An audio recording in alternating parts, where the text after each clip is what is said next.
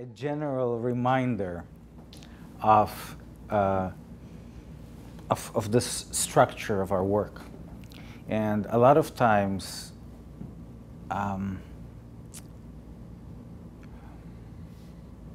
even me, in the conversation, I tend to use examples from our everyday life, okay?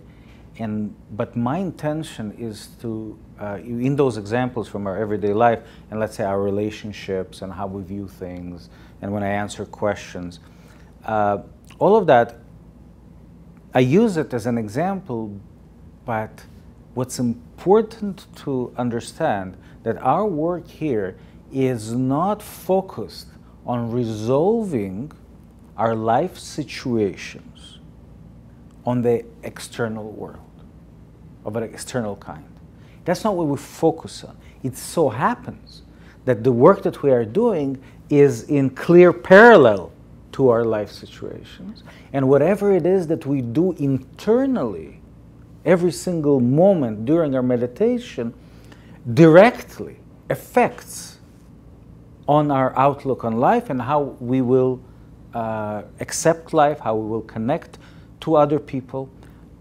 But the core of the work, the intention of every word that I say, is to somehow highlight the internal experience, the experience that we are having in the time we meditate, right? With the tools of meditation that we have, that we stand up to meditate, we don't sit down to meditate, that we meditate no matter how we're feeling that day, right? There is no reason why meditation would not be good today, and there's a whole, I could expand on that so many times, and if needed, we will expand on that. The fact that we don't bring past experiences, as good as they may have been, and as empowering as they may have been, we don't want to bring them into that meditation intentionally. Why? Because, not because it's not going to make you feel good, not because it may not, resolve something, in your mind for this moment, but because if you bring something from the past, as good as it was, into this moment, you have just contained yourself from growth. You contain yourself in the beauty of yesterday. And I don't wish it for anyone, because the beauty of yesterday cannot last. Because our journey is important. Every step in our journey is important. So the same way as we try not to bring, not the colors, not the sensations, not the feelings, not the postures, nothing. It goes completely opposite from what we are used to, right? Because in our everyday life, we're used to feeling comfortable to bring something familiar. And now we feel comfortable in the familiar, right? Here, I'm saying the opposite. Because this is probably the only time that you get in your life to be free enough to experience something new, really unfamiliar, and to be safe in it. And to what we call expand your self-identity through the senses of the body as we do it into the new.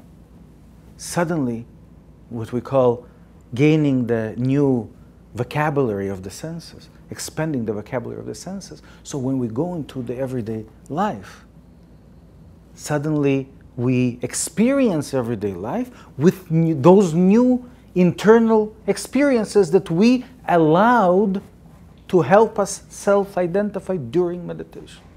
And it's because we didn't bring the old in, we have expanded. If we would have brought the comfortable and the pleasant and the beautiful, which a lot of meditations for beginners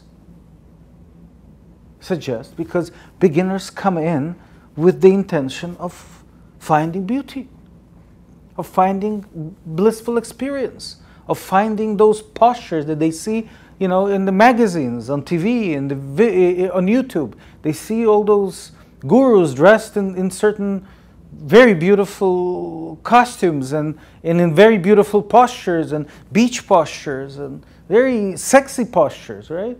And it's secretly we're all, you know, attracted to that beauty because there's a feminine beauty and there's a masculine beauty and there's all kinds of beauty out there. And often, secretly, we all want to experience that beauty. So we unconsciously bring it in. And here I'm saying, in the beginning, it's okay. You know, for beginners, it's okay because, you know, if that's the way that we can get into our meditation and make it interesting, and it's okay.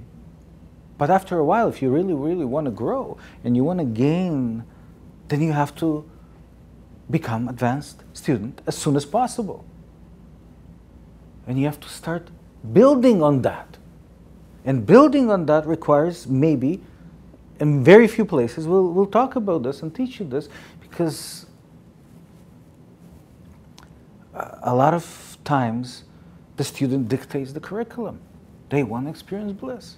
Because the next thing that I'm going to share with you is that it's clearly don't bring the beautiful experiences in, but also don't bring your fears in. Don't bring your fears in the meditation. Fears means, what if I'm not comfortable? It's not comfortable to stand up.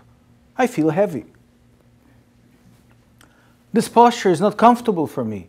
I want to sit down on a cushion against the wall with special meditation support, right? And I want the candles and the light dimmed and complete quiet, right? And I want to face east and not west, you know, because feng shui, you know, and all of that is right and beautiful, except that is not what we're doing. We have a goal and a purpose to expand our self-identity.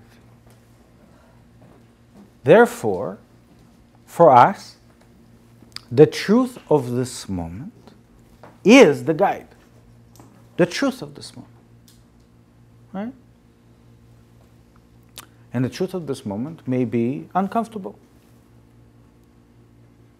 As often, the more something is new, the more it is uncomfortable.